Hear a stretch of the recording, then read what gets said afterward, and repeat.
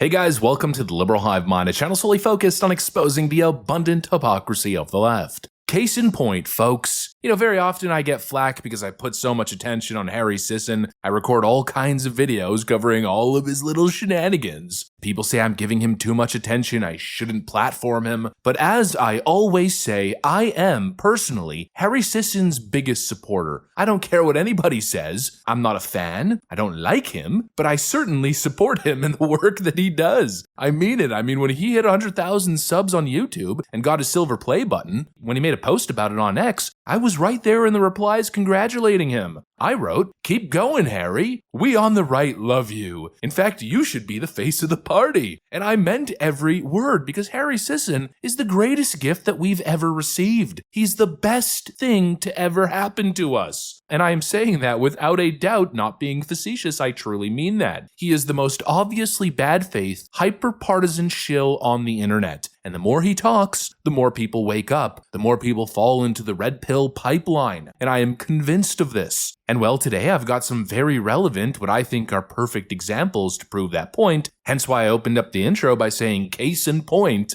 Let me make that point. Here's why Harry Sisson is the greatest gift we've ever received. We got some stuff to get into, so let's roll the tape. Alright folks, so Harry Sisson once again is doing what he does best, making a complete fool of himself as he attempts to manufacture yet again another dunk on the Trump administration. This time he's trying to make a big deal out of JD Vance and the little mishap that happened at the White House with the CFP National Championship trophy. Basically, this is what happened.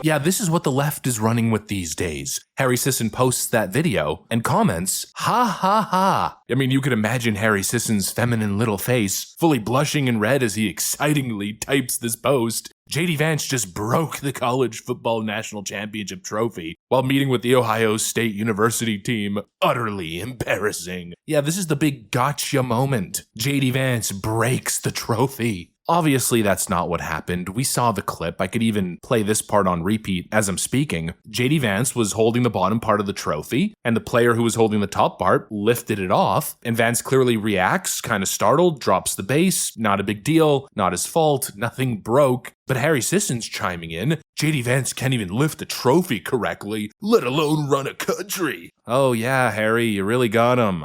This is seriously what the Democrats are running with. This is the face of the Gen Z Democrat movement. This is what they have to offer. Not only is it cringe, lowbrow, low-hanging fruit, but also, in typical Democrat fashion, he's lying. He's making the claim that Vance broke the trophy, but this is verifiably false. The trophy is literally made to come apart like that. It's a two-piece trophy. And clearly there was some confusion between JD Vance and the player, and so you had a little mishap. How is this news? How is this literally anything? It's just another low IQ, low effort, low integrity grift that these Democrat actors are running with. And this, my friends, is why I love Harry Sisson. Because every time he posts, someone, somewhere, becomes a Trump supporter. Every Harry Sisson post is just another unintentional recruitment campaign for the right. And I think people are continuing to see the difference. On our side, we don't have these kind of clear, disingenuous shills. The GOP isn't paying an army of young TikTokers and old social media crackheads like Brooklyn Dad Defiant to constantly push the message.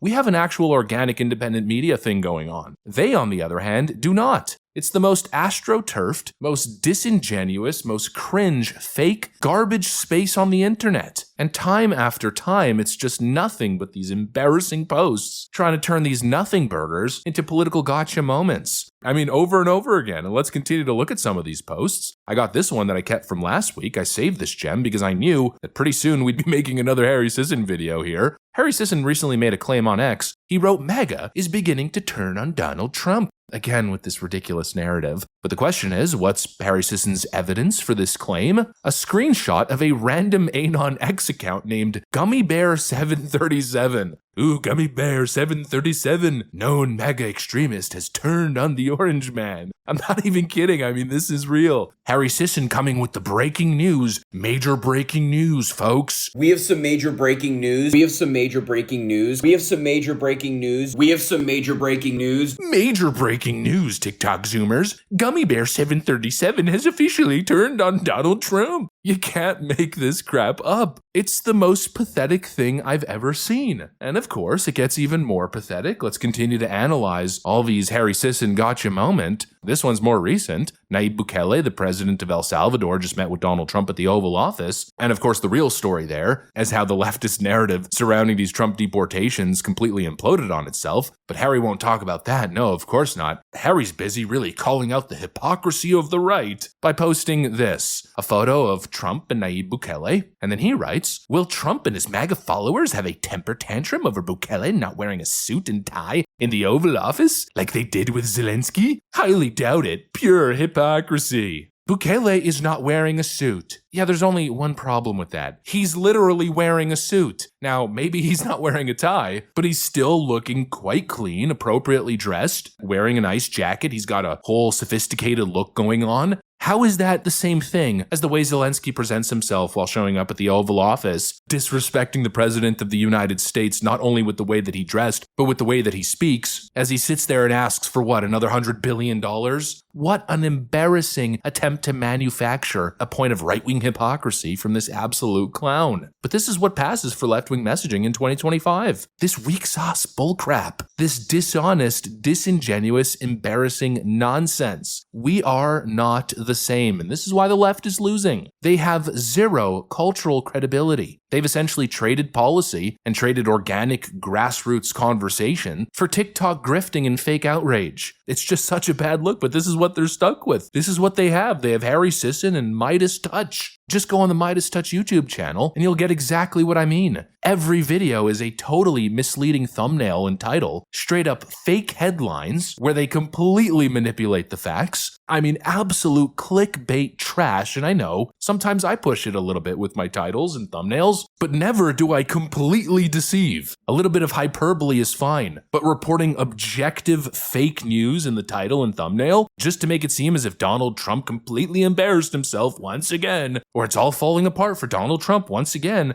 I mean, how many times can Trump's administration fall apart? It seems like with Midas Touch, it's every Monday, Tuesday, Wednesday, Thursday, Friday, Saturday, and Sunday. It's absolute trash. It's low-brow, low-hanging fruit garbage, and it's gonna backfire spectacularly. I am Harry Sisson's biggest supporter. Keep posting, Harry. Keep doing it. Keep on grifting. Keep on lying, because you absolute clowns are basically doing our job for us. Too bad little Harry Sisson had that scandal not so long ago. Secretly, deep down inside, I was hoping that this guy was going to get a show on CNN. I was hoping he was going to be the next baby-faced Brian Stelter. Anyways, my message to Harry, we love you, man. Please, never stop posting. Anyways, that's what I got for you guys on this one. Hopefully you enjoyed the video. If you did, make sure to leave a like and possibly subscribe to the channel. Thanks for watching, and I'll see you on the next one.